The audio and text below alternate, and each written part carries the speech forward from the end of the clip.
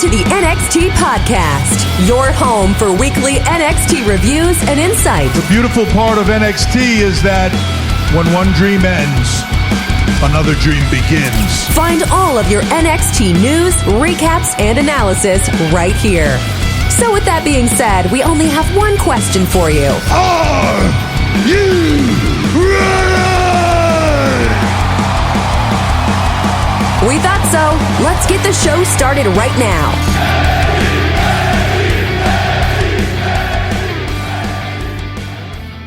What's going on, guys? It is Chris again, and this show is going to be a little bit different because there's absolutely no matches for me to talk about, to say watch this show, don't watch this show, because it's an award show.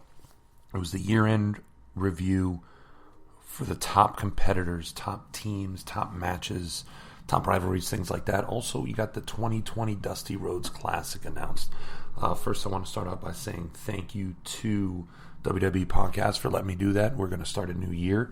The last 3 weeks, I know I've put out shows a little bit later, but I will say that it's been a good rest. Got some time off work, got some time to spend with family, friends, things like that. So wrestling did take a little bit of a back seat, but I am back in it. I did this show. It is now late Saturday night, early Sunday morning here on the West Coast. I did this show earlier in the week, but I was out of town. I didn't bring my speaker with me, or my microphone, I should say. Brought the computer, got it done.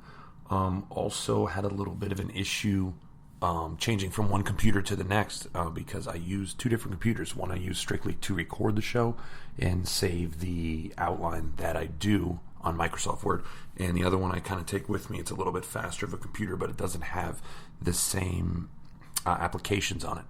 So I do apologize about the wait. Just want to say, if you want, give me a follow on Twitter at the CO place to go. Same thing on Twitch. I do play some games on there randomly. Also, give a follow to Spots High. It's at Spots High. Zach Prezi does the AE Dynamite review. I have been reading his reviews. That's where I get my AEW information, unless I see it online. His shows are really good. He also does a column. Not sure offhand who that website is. Also, give a follow to at the _WWE podcast. That is where all these shows are. That is where you can find us on Apple Podcasts, Spotify, iHeartRadio, Radio.com, Speaker, any other place that you listen to podcasts. Again, I appreciate everything through the end of the year and looking forward to the beginning of this year. This week in wrestling had some odd things. Now, first I'm going to speak on AEW. Nothing about the show itself because, again, I did not watch it. But just the ratings. They got almost 1 million viewers. Maybe it was above 1 million. I'm not sure. NXT only got 548,000 this week. But guess what? There were no matches. Going into last week, you're going to know that there were no matches on this show. So who's going to watch it? I mean, I didn't even want to watch it. I had to watch it. It's an award show. Back when WWE used to do the Slammies on TV, they would mix it in with wrestling and things like that. It still made it bearable. Now the Slammies, I think, are done through the network or even WWE.com. I'm not even sure. But who watches these award shows? AEW got all the viewers now. Positive side for AEW. Will this bring some fans that are NXT fans, but they want to watch wrestling on a Wednesday night? Or are they going to watch AEW from now on? Maybe. Will it help to switch back and forth on a Wednesday night? Probably nothing like it did back in the Monday Night Wars. Those are some of my favorite times, switching back and forth, laying in bed, switching back and forth, watching that. It was good TV. It allowed for a positive, just a positive wrestling experience, and that's what makes people a wrestling fan. Things like that. Also, New Japan Wrestle Kingdom was this past weekend. I couldn't tell you when and who wrestled. I know Jericho put out the challenge to Tanahashi that if he won, he would get a shot at the AEW belt. I do believe Chris Jericho got the win. I'm not 100% sure. I know Zack Sabre got the win. Other than that, I couldn't tell you. Very, very few people. Will Ospreay had some amazing moves. I believe he got injured. Not sure how serious, but I believe he got injured. Well, let's get back to the States here. We're going to go on Raw. Let's see some stuff off Raw. I did watch the end of Raw with having some extra time off. I know Liv Morgan returned. She was involved in the next thing I'm going to mention, which was the Lana Bobby Lashley wedding. Liv came out, she interjected as the officiant says, does anyone, have any, things to say about, interjecting? Is anyone opposed to this wedding? Liv Morgan came out and was like, I'm in love with you. I can't believe you're going to do this with me. And Bobby Lashley goes, listen, now it wasn't me. And she goes, no, Bobby, not you. Lana. So she was talking about Lana. Comes in, causes a ruckus. Rusev comes out of the cake, wrecks everything. I've got two feelings on this. One, it's terrible television. I was embarrassed to watch it. And I honestly only watched the last 30 minutes, and so that's what I caught. Fortunately, I didn't see anything else on Raw. It's embarrassing for me to watch. To me, something like this in the Attitude Era, when you had Stephanie McMahon getting married to Test, Triple H broke it up and things like that, it worked for the time it was in. That stuff does not work now. There's no attention span. There's no, people need action. It's not the same stars as before. I don't care about Lana at all. She went to Florida State. I'm a Florida State guy. That part's cool. CJ Perry, she's a Florida State cowgirl. I'm cool with that. In wrestling, she's awful. And Bobby Lashley, I was jacked when Bobby Lashley was coming back. I used to like him back in the day. I thought he was very, he was going to be the next big man, like someone who could take on a Brock Lesnar or somebody like that. But it's not happened.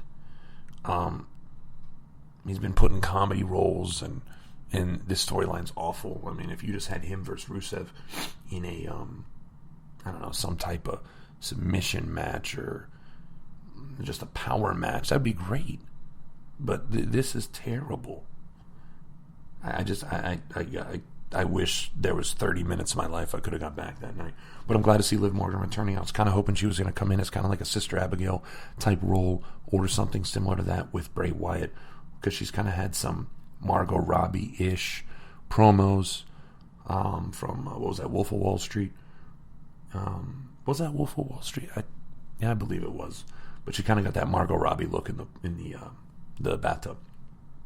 Next, let's talk about SmackDown. SmackDown, you had the Usos return to save Roman Reigns. Good for them. The Usos are one of those teams where if I see them on TV, cool. If I don't see them, cool. I don't want to say they've run their course, but there's times where you need people who aren't in the title hunt, and I think it's good if the Usos stay out of the title hunt for a while, maybe work some kind of program with Roman Reigns. Eventually, I'm just very concerned that this is going to lead to Roman Reigns potentially taking down the Royal Rumble, winning the Royal Rumble, potentially going after the Fiend and killing the Fiend character, which I think in small doses is fantastic for wrestling. So I hope they do not do that. Obviously, listening to this, that I'm a big Fiend fan. Also, Sheamus returned. The Revival, as a whole, were beating up Shorty G. Sheamus came back, returned, gave him a huge bro kick. Kind of looked like he might have been sticking up for Shorty G, and then literally leveled him. Fantastic move. Sheamus is another one of those guys where it's like, what is this, his fifth return? Minimally. Came back looking in great shape. Let me tell you, his workout videos that he was doing with different people online, he looked jacked. Super pasty. So, I feel like he doesn't look as strong or as in shape as he is. But I kind of feel that way in every return. I feel he comes back looking better and better. You don't know the length of Sheamus's return. He is over 40 now. Maybe even 45. I'm not exactly sure how old he is. He's getting up there. But he had a concussion and neck issues recently. I do hope for the best with him, and hope they put him in kind of like a nice mid-card role. Last return, which is a name you've heard about for a while. John Morrison returned. He came back and kind of popped his head out of the Miz's locker room, basically saying, no, Miz has nothing else to say on the matter. So look for John Morrison to be interjected into the Miz storylines coming up here real soon. We're going to get to our birthdays of the week, and obviously today is the 5th. There were no birthdays today. strangely enough, no birthdays at all today. I was very, very surprised by that. But there were 2 birthdays on the 1st, and being the show was on the 1st, I'm going to talk about that. The first one was Jimmy Hart. Jimmy Hart, 76, the good old mouth of the South. He doesn't look 76, be honest. It's that dark hair. If you let that hair go gray, he'd 100% look 76. But the mouth of the South, to me, one of the greatest managers ever. Back in the day, he was also a musician. He's from Florida. He's part of a 60s band called the Gentrys. He also helped write and compose many entrances in the 80s and 90s.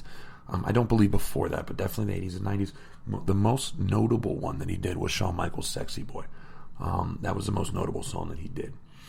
But when I said he's one of the greatest managers ever, I'm going to name off some people that he was a manager for, and that should just tell you. Hulk Hogan, Bret Hart and Jim the Anvil Neidhart. He was part of the Hart Foundation. Obviously, no family relation there. Great Hammer Valentine, Jerry the King Lawler, the $1 Million Man, IRS, the Mountie, Earthquake and Typhoon, Dino Bravo, the Nasty Boys, the Honky Tonk Man, and then the Giant when he was in WCW. Let me tell you, that list of names. Now, the only other manager, and I don't know a lot about Captain Lou Albano and some of the old school managers, but a guy like Bobby Heenan comes to mind, and Bobby Heenan and Jimmy Hart, to me, are 2 of the great managers of our time in general. I mean, Paul Bearer was good, but who was he? Kane, Mankind, Undertaker. There's not a lot there. You had Bruce Pritchard, Jim Cornette. Cornette is not on the level of a Jimmy Hart and a Bobby Heenan, but happy birthday, Jimmy Hart. Also, Kimberly Page, DDP's ex-wife, also WCW Nitro Girl. Only thing I really remember from her, she was in the movie The 40-Year-Old Virgin. One of her breasts popped out in a speed dating session with Steve Carell at the time. That's what I remember of her. That was back when she was, I don't want to say relevant, but that's back when, she was still in wrestling. So yeah, she had turned 50. It's crazy how old some of these people are getting that we used to watch, 10, 20 years ago. Everybody's getting to be 50. It's insane, but that shows you how old we are, too. Let's talk about last week's episode real quick. 3 things that I thought were big on that. You had Roderick Strong versus Austin Theory for the North American Championship. Like I said last week, it was a huge opportunity for Austin Theory. He's the Evolved champion. He put in great work with Roderick Strong. Roderick Strong, gave him a mile. Austin Theory had a time to shine, and the crowd was huge into this match. Big time moves, great match to start it all. Next was Bianca Belair versus Shotzi Blackheart, and I didn't give this a huge. I think it was like 2.5 out of 5. Not big, but it was nice to see Shotzi Blackheart in her first showing on TV. I'm looking forward to see where this takes her. Shotzi Blackheart is a great young talent, probably not even 30. I think she could be a big up-and-comer in the women's division. NXT has some of the more veteran NXT stars get called up. And then finally, the main event. You had Damian Priest and Tony Nese versus Keith Lee and Lio Rush. This was a match that Damian Priest and Tony Nese, strange combo together. I kind of like the Keith Lee, Lio Rush. Big and small, like, David and Goliath on the same team.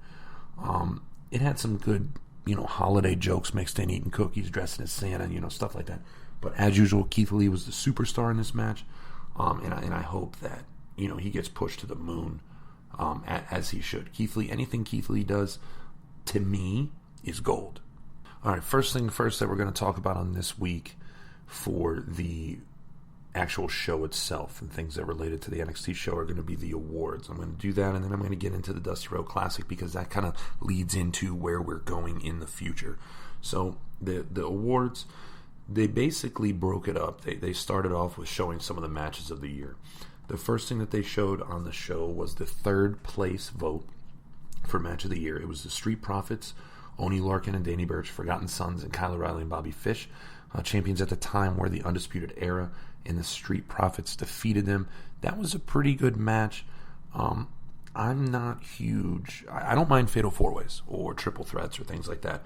But when it comes to tag teams, I feel like there's too much going on. And it doesn't take very much to take away from the match. And I know Forgotten Sons look great in this match. It was a third place. It did not win, but I will say that was a fantastic match. I'm going to skip ahead a little bit in the show and give you the second place one. And then we're going to head back up and start from the awards top down. Second place match was Team Ripley beating Team Baszler, and I thought that was a fantastic match. Do I think that was the second best match of the year? I don't know. The fact that it was the first women's War Games match, it set up a lot in the future. You know, Dakota Kai's turn, Rhea Ripley getting the win over Shayna Baszler in that match, setting up her victory at the end of the year to let the reign of Ripley begin. It was a fantastic match. Out of those two, I would give that the higher grade. So second place is fair to me out of the three that were named. But you know, let's hope that things go well for Rhea Ripley.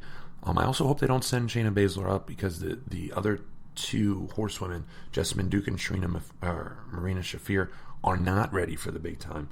Baszler is, but I feel they need that consummate heel on the in the women's division in NXT. So we're gonna start out with the tag team of the year. So the tag team of the year, some of the people, some of the teams that were up for this award. You had the Street Profits, the Grizzled Young Veterans. I'll be 100% honest with you, Grizzled Young Veterans, Flash Morgan Webster and Mark Andrews, guys in NXT UK. I've been saying this for the last few weeks when we talk about Worlds Collide. I don't know who they are. I have seen them, but I couldn't tell you who they are any different than anybody else. So those two teams, NXT UK, the Viking Raiders, which I'm going to call them the War Raiders because that's what they were, and the Undisputed Era. To me, the Street Profits and the Viking Raiders got called up. Both had runs with the belt, but the Undisputed Era ended the year. They started the year as champions. I think it should be an easy match, or it should be an easy win for that award, and the Undisputed Era did pick up the win. Next is going to be the Male Competitor of the Year. You had Adam Cole, Walter, Johnny Gargano, the Velveteen Dream, Tyler Bate, and Tommaso Ciampa. Now, right away, I look at this, and Tyler Bate is out for me. He had some great matches, but he was not, top of the men's division. And the same with Velveteen Dream. Velveteen Dream started strong, but this injury he's had for the last 6-8 months, to me, has really taken him out of contention. You got a guy like Johnny Gargano, had great matches this year, absolutely great matches, and Tommaso Ciampa. Ciampa, for me, got injured, sat out a good 7-8 months of the year. To me, kind of takes him out. So, to me, it's between Adam Cole, Walter, and Gargano. Cole, lost the belt, regained the belt from Gargano. That he had an incredible year. Walter won the championship in NXT UK and has been pretty much unstoppable. Like I said, I don't watch a lot of NXT UK. I've seen some. I do know Walter from the indie scene. To me, it's between Adam Cole and Walter, and the winner is Adam Cole. Adam Cole got the win on that. So far you have Tag Team of the Year, Undisputed Era, Male Competitor of the Year, Adam Cole, pretty much running the gauntlet there on the awards. 2 for 2. Female Competitor of the Year, Undisputed Era cannot win this. They do not have a female in their division. You have Shayna Baszler, Io Shirai, Toni Storm, Kaylee Ray, Bianca Belair, and Rhea Ripley. To me, it was between two people the whole time, Shayna Baszler and Rhea Ripley. Even though Io Shirai had a great year, some great matches with Candice LeRae, even Kaylee Ray being the NXT Women's Champion, Rhea Ripley, to me, should have been the winner. The winner does go to Shayna Baszler, which is fair. She was champion just about the entire year. To me, that's fair. But Rhea Ripley was a very, very strong second. NXT Rivalry of the Year, Johnny Gargano, Adam Cole won. I don't see another rivalry that extended long enough to do that. Ripley and Baszler was a good, 2 months? 3 months, 2.5 to 3 months, maybe at the most. Not enough to garner Rivalry of the Year. Gargano, Cole, run away with that. Future NXT star. Now, this one, I don't know how I feel about this. I'm going to tell you who the winner was, and then we're going to run through the names. The winner was Dakota Kai.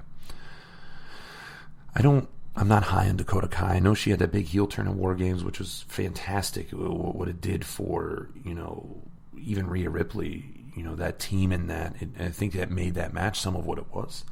But you had Kushida, Xia Li. I don't agree with her. Bronson Reed. I think he's good, but not in this. Tegan Knox. Let her be healthy for a year. Isaiah Swerve Scott.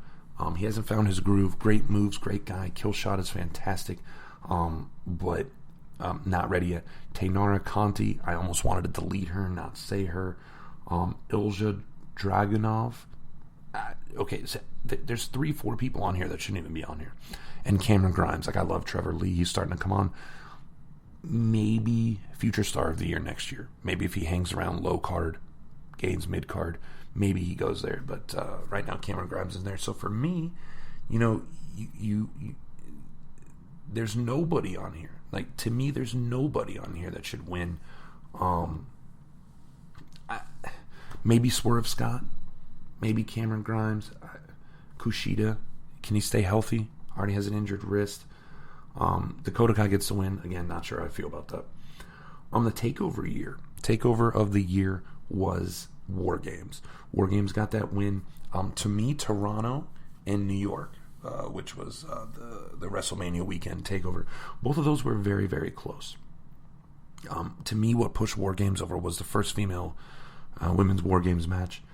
The men's match had all of its biggest stars in it, all of it. And, I was thinking it was going to be Undisputed Era versus Imperium. That is coming up at the Worlds Collide pay-per-view. Instead, War Games is a hard concept to defeat and beat. Like, you don't compare to that War Games spectacular. So War Games with the win. Again, Toronto, New York, very, very close. NXT Breakout Star of the Year. Keith Lee gets the win. I think it was by a landslide. You had Damian Priest, Piper Niven. I don't know why she's on there. I know it's NXT UK. Same with Joe Coffey. I just don't agree with either one of them being on there. But yeah, Damian Priest, Piper Niven, Dominik Dijakovic, fantastic year.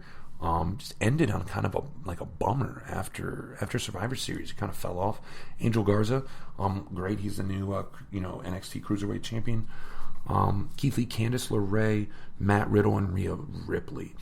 I feel it was between Keith Lee and Rhea Ripley, but Keith Lee has just taken over memes. He's taken over the men's division. Big news on him later on. But I don't see how you can't go with Keith Lee on that one. So I think it was well deserving of the win. Next was match of the year. So I already told you third place and second place, first place. The winner, Johnny Gargano versus Adam Cole, 2 out of 3 falls match at TakeOver New York. Again, this was part of the reason I thought it might have been the best TakeOver. There was 4 or 5 matches on that, and all of them were spectacular, including your match of the year. And finally, your NXT Overall Competitor of the Year was Adam Cole. He picks up the win over Shayna Baszler. To me, it was by a landslide. I can't see Adam Cole losing this. So that gives you the Undisputed Era 1, 2, 3, 4, 5 awards out of what? 9. They got 5 out of 9. Unbelievable. Undisputed Era were by far the best thing going in NXT as a group and as individual pieces. I feel, other than Keith Lee and Rhea Ripley, I think they were absolutely fantastic, and I'm excited to see what happens with them. I just hope they don't get called up.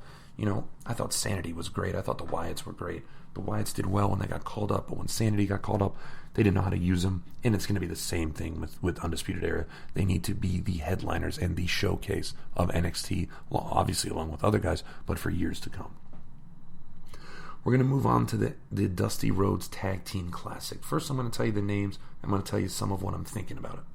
All right, so your teams, the way they broke it up is they got 4 teams from NXT, 4 teams from NXT UK. I originally thought they might put UK on one side, NXT on the other side, and a winner from each one would go together, and it would be a battle of, NXT versus NXT UK. Now, that is kind of the purpose of Worlds Collide, so I guess we're kind of not doing that. So I'm going to name the teams for NXT. I don't want to say NXT US, but just for NXT main brand. You got Undisputed Era, Got the Forgotten Sons. Got Matt Riddle and Pete Dunne. Very, very, very strange tag team. And Kushida and a mystery partner, which I'm going to tell you who I think my mystery partner may be later. Based on things I'm seeing and some things that happened in the past that might lead to the present. On the other side, you have NXT UK. You got the Grizzled Young Veterans, Gallus, Imperium, and Webster and Andrews.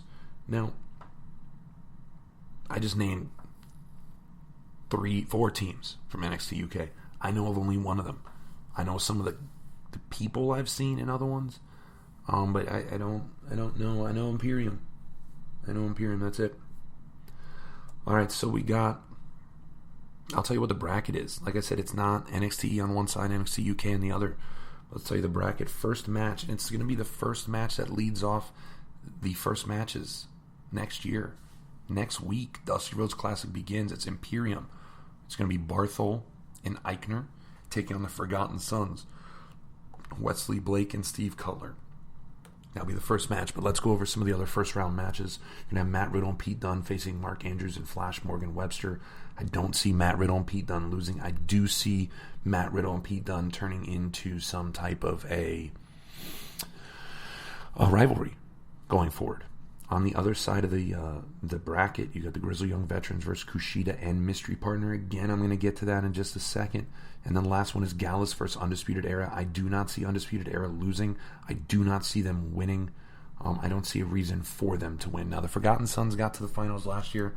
I'm going to be 100% honest with you. I think it's going to be Undisputed Era versus Kushida and his Mystery Partner against Imperium and Matt Riddle and Pete Dunne. I think Imperium takes that, and then I think, obviously, either Kushida or Undisputed Era. It's going to end up being NXT versus NXT UK in the finals anyway. It'd be nice to see Undisputed Era in it, but they've done everything else. Do they need this? I don't think they need this as much as somebody like Kushida and whoever's mystery partner is, or Imperium. I think it'd be huge. I think either way you look at it, it'd be gigantic. So just some takeaways from this. Like I said, Matt Riddle and Pete Dunne to me are a very strange team. Very strange team. One dude, a lot of kicks, suplexes, being Matt Riddle, laid back dude, kind of no worries. Then you got the Bruiserweight, who's, heavy striker, but totally different. Pete Dunne has teamed with random people before in the Dusty Rhodes Classic, and it didn't go well. I have a feeling this will not go well as well. Also, you figure you would have had Breezango here, but Fandango underwent surgery for Tommy John surgery. Could be the reason Pete Dunne and Matt Riddle are in it. Don't know for sure. I don't know. Would they still have been in it? I don't know. Do you take Kushida out? Like, who would have been there? Unfortunately, Fandango's had a rough couple years with injuries, and unfortunately continues. And I was surprised Mustache Mountain wasn't in it. That was a big surprise for me. Unfortunately, they're not. I feel like it's a smaller bracket than it's been in years. Years past, I think 2 or 3 years ago, it was 16 teams or something gigantic. Now it's only 8. But let's talk about Kushida and his quote-unquote mystery partner. Obviously, there's a lot of guys, but he has a former partner. I forgot the name of their tag team. It was like Time Splitters, I think it was. Alex Shelley. Alex Shelley has done some training at the Performance Center. I know he's been on and off retired. He did work at the end of the year for Ring of Honor, but who knows what their contracts are. Some of their contracts are like for a match. Others are for a month, 6 months, a year. Who knows? I don't know. But, Alex Shelley would be a nice fit in there. Get him a nice little run with Kushida one last time, I think would be fantastic. I liked Alex Shelley when he was part of the Motor City Machine Guns in Impact, and I think they had it in New Japan, if I'm not mistaken, but I know they were in Impact. Great competitor. Hope to see. I hope that's who that is. You take a look at these teams, and like I said, there's a few teams that stand out. We're going to go with Imperium, Undisputed Era, Kushida, and the Mystery Partner. And of course, you have Matt Riddle and Pete Dunne that stand out. I do think that leads to a feud. I don't think that that's going to go anywhere. I do hope they make it out of round 1, though, and get the win. But you never know these days. So we got a lot. Normally I go, what stood out here?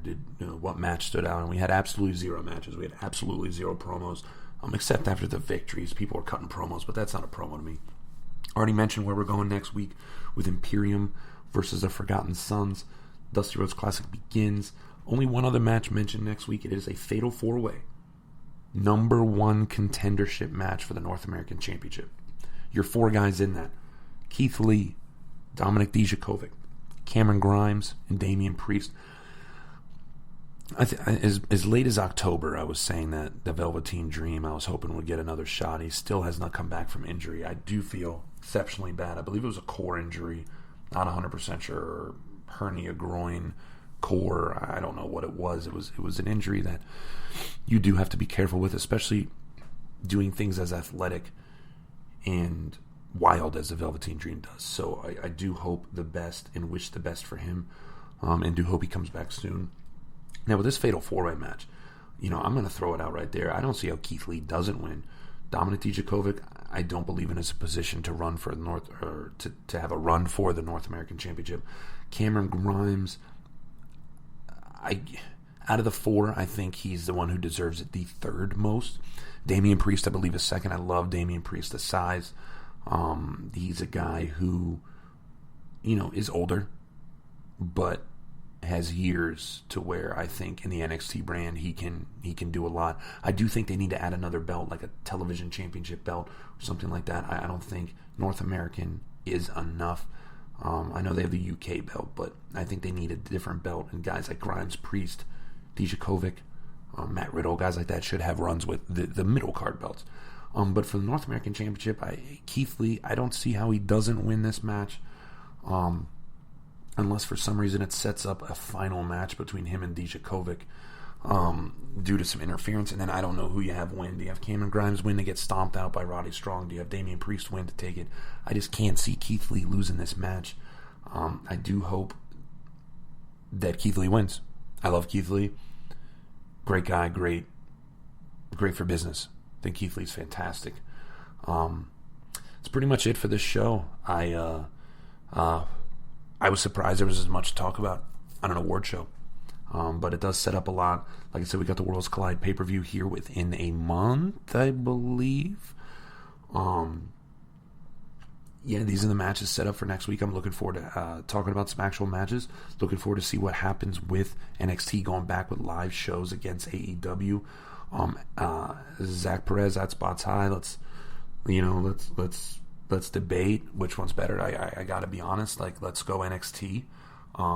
Everyone, please reach out to me on Twitter at @TheCO Place to Go. Again, sorry about the delay on getting it out, but we are in a new year, so wrestling is back up, ready to go, and I hope to talk to everybody soon.